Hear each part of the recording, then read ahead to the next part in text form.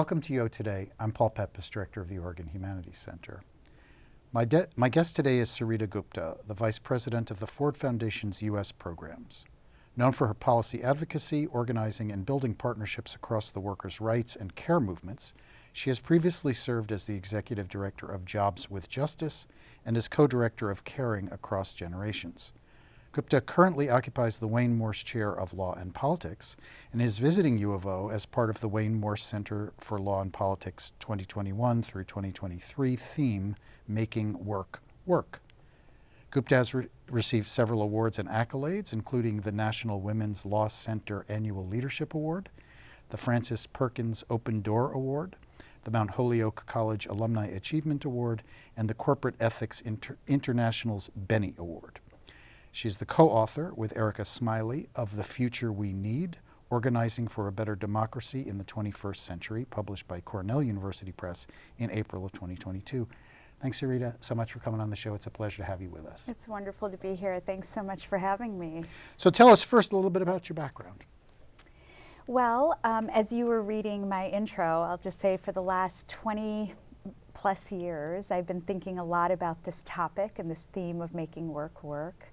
I've been a workers' rights advocate, an organizer, a campaigner, and so a lot of my work has focused on expanding the rights of workers. And prior to that, what's probably important to know about me is I immigrated to this country as a child. My family settled in Rochester, New York, which is known as Kodak City. And frankly, my childhood really planted the early seeds of why I pursued this workers' rights career, because I grew up literally one town over from Kodak City, Kodak Park, and really saw the impacts of job loss as Kodak was downsizing.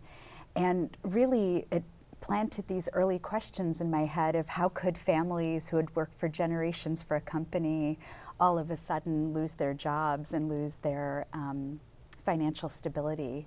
And really that is a question that's stayed with me, as well as this question of why workers don't have more of a voice in shaping what their workplaces and their communities and jobs can be like. And so that's really what's gotten me on this path of work. Fascinating. So you are the Vice President for the Ford Foundation's U.S. programs. What do you do in that role? What's your responsibility in that?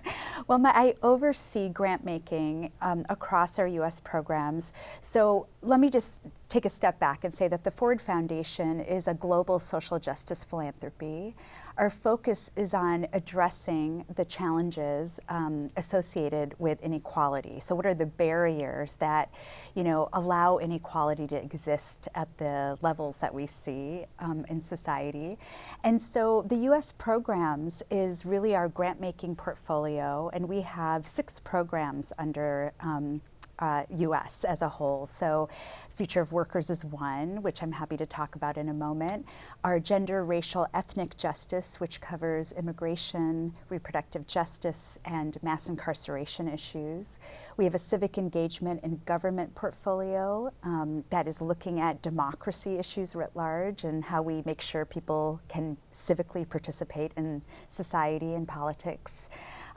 We have a U.S. disability rights portfolio and a tech and society portfolio that's really looking at the implications of tech-driven change on our society. And finally, we have a creativity and free expression program, which really looks at issues of media, journalism, film. How do we create cultural narratives that speak to the issues of inequality? So you are, in your role as the chair, the Morse Chair, you are focused on making work work. So tell us first about, as you mentioned, the Ford Foundation's Future of Workers program. Yeah, so prior to serving as the vice president, I was the director for 2 years of the Future of Workers program. And this program is really focused on how we can help modernize our labor and social protections in this country to really meet the realities of working families today, as well as ensuring that workers actually have a voice in not only shaping their workplace policies, but government policies, and to be seen and treated and valued as real stakeholders in our economy as a whole. So the program really aims to support workers' rights organizations, to help think about opportunities for policy change, the role of capital markets that shape labor markets and labor policies, and finally how we think about tech-driven change and its implications on work. So let's talk a little bit about, just in the past 2 years, the global economy has changed in dramatic ways. Right. Tell us about some of the most important changes and the impacts they've had on the way people work. Sure. There have been really important trends. So one is globalization. And the impact of globalization has been that the structure and the arrangement of work has dramatically shifted. So, in the past, when I was younger, and at Kodak is a great example of this, we had mega firms that really represented workers at all different skills and income levels, and provided benefits to that workforce, but employed a large workforce.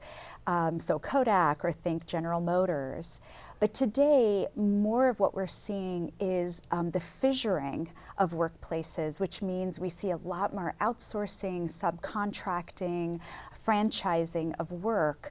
In essence, companies are opting for a more nimble structure in which they provide permanent employment to engineers or managers or sort of office staff, but the rest of the workforce is more contingent. And so think Uber or Lyft, or there are many examples actually in our economy today. And that fundamental shift has had huge implications for workers, both in terms of the wages and working conditions and their ability to actually collectively bargain for their rights in their workplace, but also access to social benefits. A lot of people don't realize that independent contractors in this country don't have rights to unemployment insurance, for example. So what that has meant is we've seen a real rise in contingent and precarious labor, as well as a rise in independent contractors. So that's one trend. The second I would lift up is the trend of tech-driven change. So technology, a few years ago when I first started at the Future of Workers program, we actually changed our name. The original program was called Future of Work. Mm-hmm. And we recognized that too much of the debate about automation and the role of technology became centered on robots taking over. There would be no jobs of the future. And we recognized that we really needed to recenter workers in the conversation about the future of work. That these are decisions we can influence as a society, as people, as workers, and that we needed to own that and reshape the debate. And so I say that because tech-driven change has the possibility of job loss, but it also has the reality of creating new jobs. And the question before us is, will the new jobs be good quality jobs, or will they be poor quality jobs? Will they be permanent jobs, or will they be contingent jobs? So there's a lot that we can shape, as well as the role that workers can play in actually designing and governing over new technologies. So tech-driven change is another trend. The third I would lift up is climate change. With climate change, with so much shifting, and as we have more of a conversation of what it means to have a green economy, again, we're faced with sectors, industries that will be lost or will transition, and what the implications of that are for the creation of new jobs, again, good quality jobs, but how do you support a whole workforce to be able to transition into different types of jobs and sectors of the economy? And the final thing I'll say is demographic change, that I think this is a global phenomena, but as we have more young people entering the workforce and a larger aging population that is actually living much longer than we anticipated or systems anticipated, it's put lots of pressure on labor markets as well as social benefits, social safety net systems. So let's talk a little bit more about the agency of workers. Yeah. So in that time, when there were companies like GE and Kodak, the primary way that workers expressed their agency was through the union movement. Right. And in the past, 50, 100 years, as those industries have shrunk, the union movement has shrunk tremendously. So say something about because the union movement was so important in the early part of the 20th century, such an important, Correct. so it was, and it helped to build the American middle class. So what went wrong so that shrinkage has been happening in the past 50 years or so? Sure. There's so many dynamics that contributed to the decline in union membership. So the 30s to the 60s was a really important time period when you saw the creation of the National Labor Relations Act, which is the legal framework for how workers can join together collectively and bargain. It's important to remember, this is something I've been saying in classes while I've been on campus, that didn't just happen by accident. It really happened because workers went on strike and took actions and demanded changes and the ability to have agency and voice.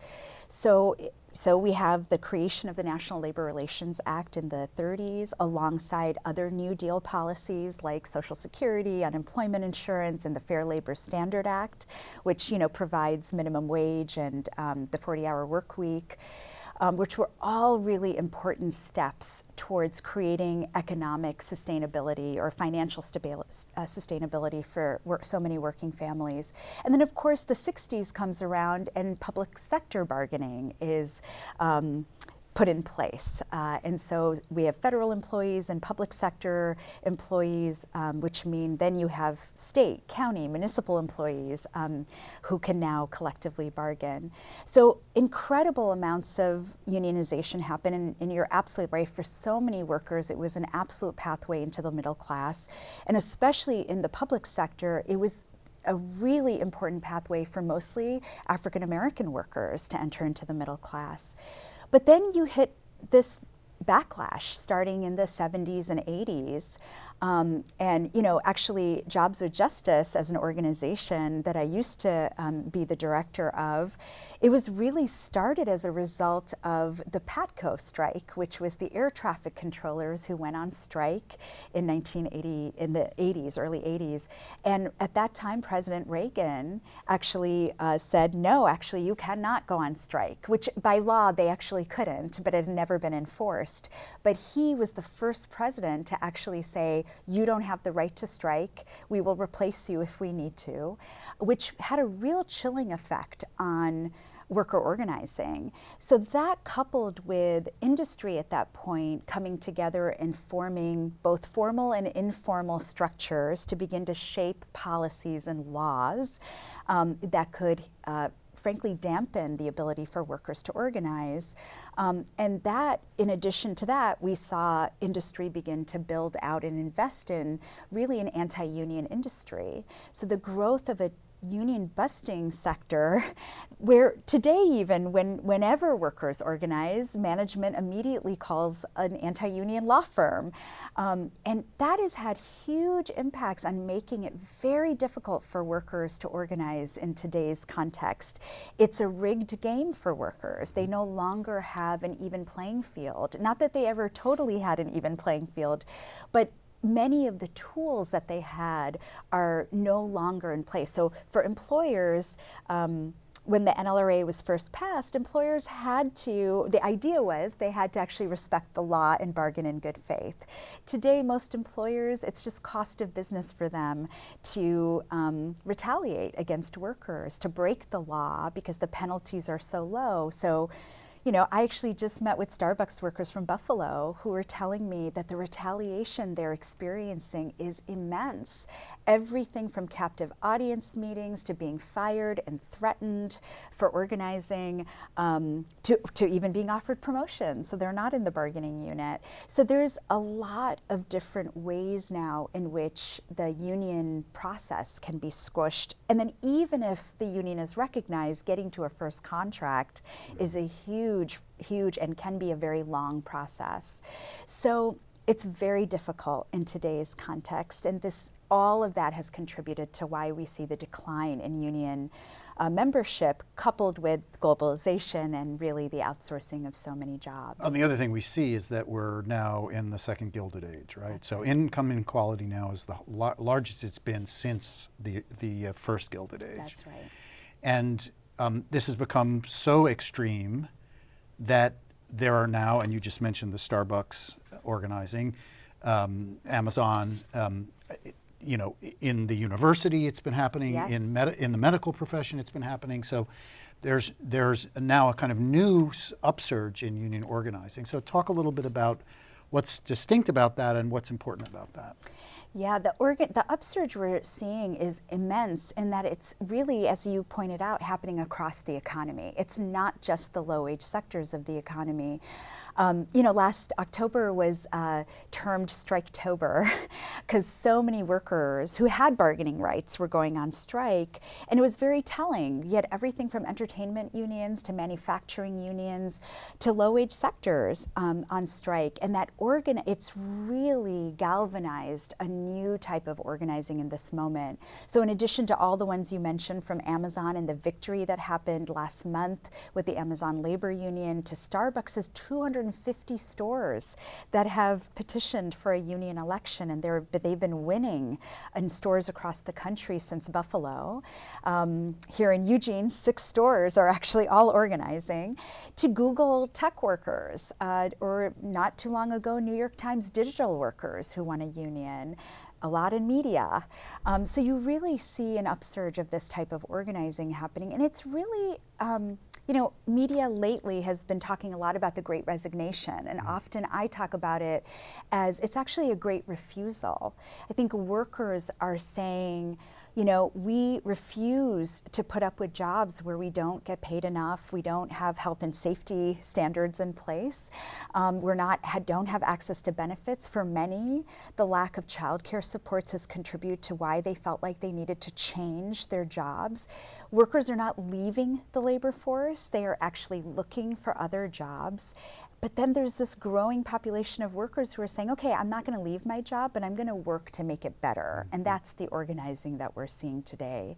And it is significant because it very much speaks to a very important cultural moment that we're in, which is that more and more workers today, and really the pandemic made this happen, are asking themselves, what is the purpose of work? What am I willing to risk? What do I believe I'm worth? Who are we valuing and who are we not valuing in our economy?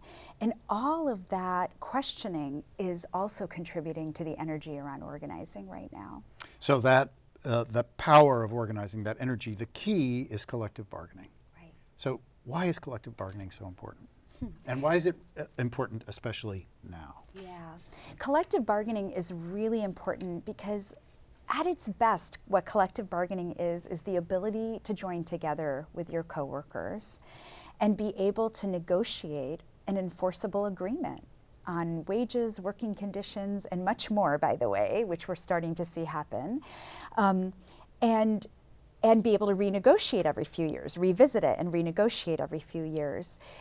It is so critical because, for one thing, we're in a society where we're told and encouraged to think of ourselves as individuals, and individualism is the way to go, and that the issues that we're having are our private issues and somehow our own responsibility, as if there's the system and the structures have nothing to do with it. So too many workers who found it so hard to make ends meet. Even before the pandemic, there were over 64 million people in this country who were making less than $50,000 a year and were struggling, living paycheck to paycheck, and somehow we're believing it was their fault, versus understanding the many different laws and policies working against them, the many different challenges and barriers, the fact that this country does not have any kind of care support. We're the only advanced economy without paid family medical leave in the world. without those kinds of supports in place, it makes it very difficult for workers to be able to sustain jobs and stay in the workforce. And so we're learning all of that through the pandemic. And I think it's really telling that workers have realized if they can collectively come together, they can actually make change, which is embedded in our history. We've always known that. But the fact that today you can see Starbucks workers join together or Amazon workers reject the idea that they should be surveilled to the point where they can't go use the restroom or have a lunch break. I mean, the horror stories of the working conditions of Amazon warehouse workers is appalling. And I think most people don't realize, again, in a class earlier today, I was sharing the story of talking to workers who'd said they have a 30-minute lunch break. They work on one side of the warehouse. It takes them 20 minutes to get to the lunchroom. By the time they get back, they're already pinged for being late. So why eat? People wearing adult diapers because they can't take restroom breaks. So the dignity of work is what people are fighting for in this moment. Yes, it's about wages, but it is very much about respect and dignity. And I think that's important for us as a society to recognize that people are demanding dignified lives. So let's talk about the book that you co-authored with Erika Smiley, The Future We Knew, Organizing for a Better Democracy in the 21st Century. This argument is crucial to the book. That is, that we need a much more capacious, expanded view of what collective bargaining should aim for and what it can accomplish. Tell us about that book and that project. Yeah, that's right. So the book was really born out of years of organizing in the workers' rights field, and frankly, being in a position where I've had the opportunity, and my co-author has had the opportunity, to really help seed new innovations and new approaches to organizing. So we wanted to tell a coherent story of the evolution of organizing and worker power in this moment. And so what I would lift up is, as I shared the basic definition of collective bargaining, we really posit in the book that it's important to have a more expanded view, that in fact, workers shouldn't be limited to the tools of collective bargaining only in their workplace, but be able to use those tools in every different way that they interact with the economy.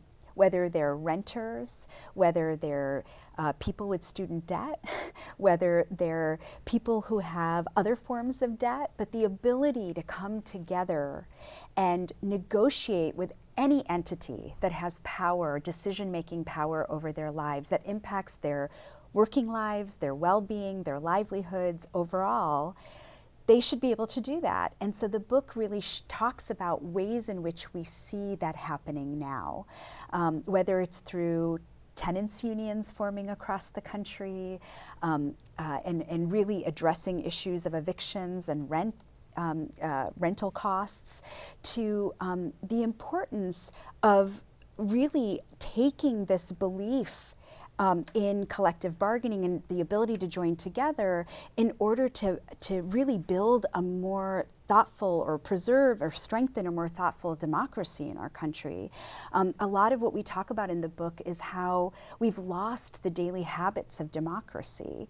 And one of the surefire ways that people have understood democracy is actually through unions and collective bargaining, that unions have historically been schools of democracy.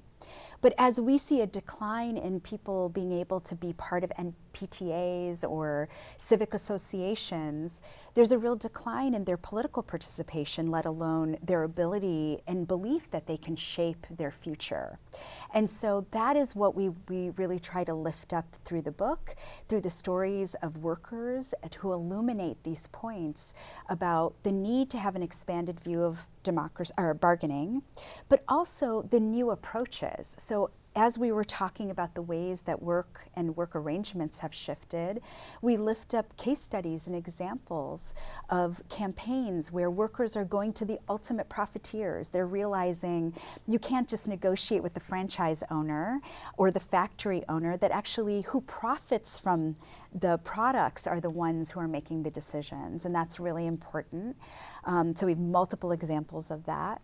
To the community sort of driven bargaining like tenants unions that we talked about, to the importance of using bargaining, traditional bargaining, as a table from which you can actually expand the issues being talked about.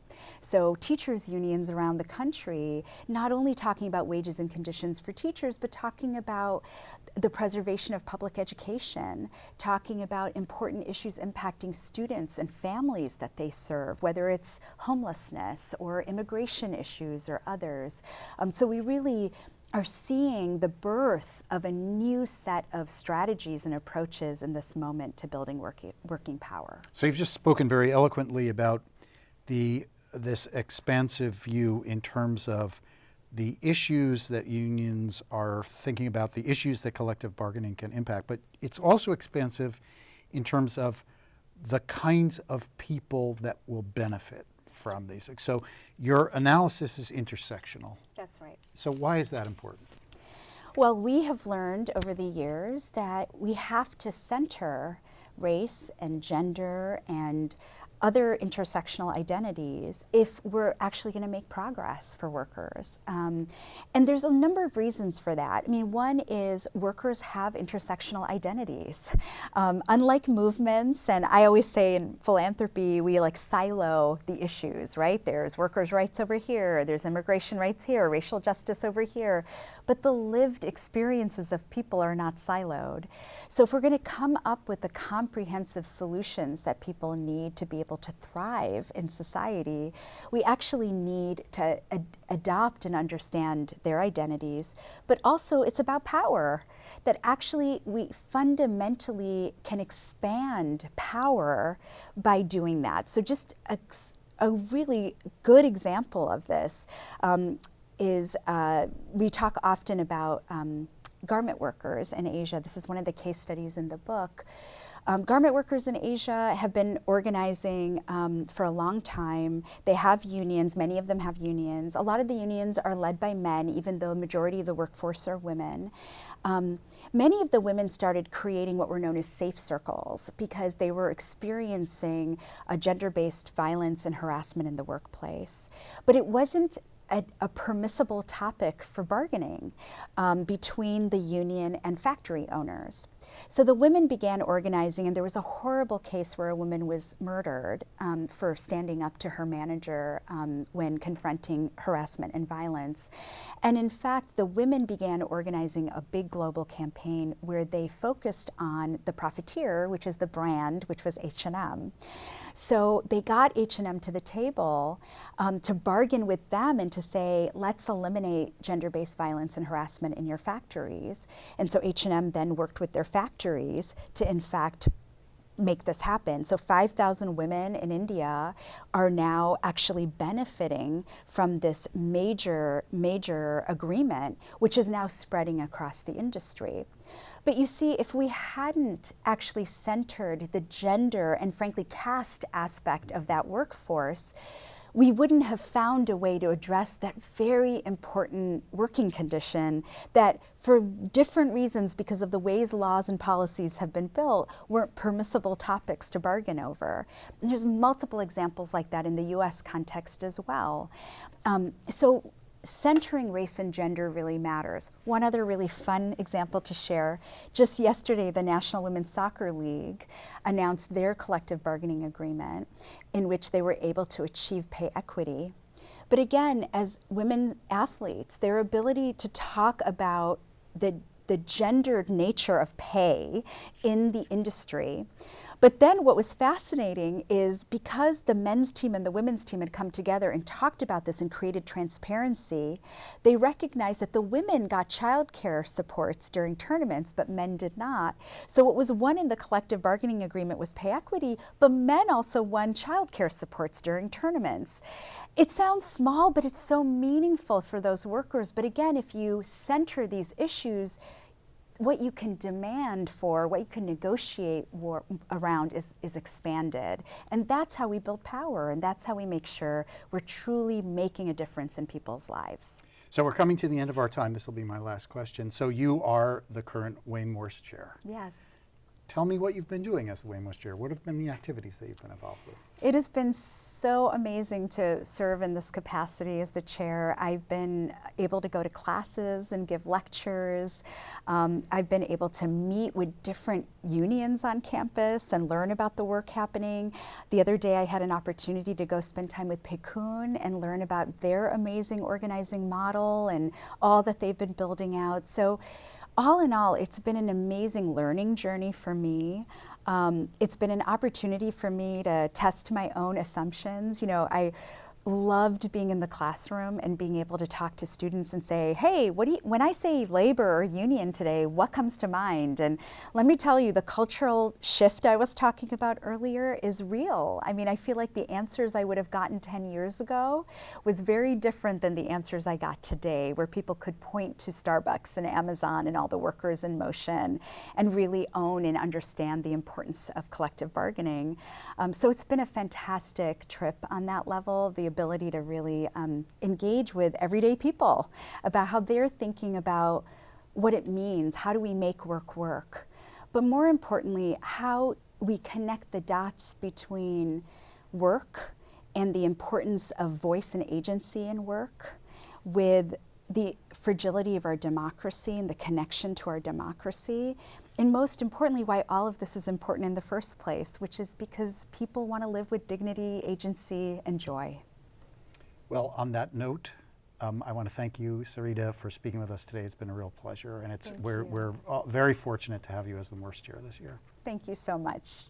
I've been speaking with Sarita Gupta, the Vice President of the Ford Foundation's U.S. programs. She is serving as this year's Wayne Morse Chair as part of the Wayne Morse Center for Law and Politics 2021 through 2023 theme, Making Work Work. Thanks so much for watching.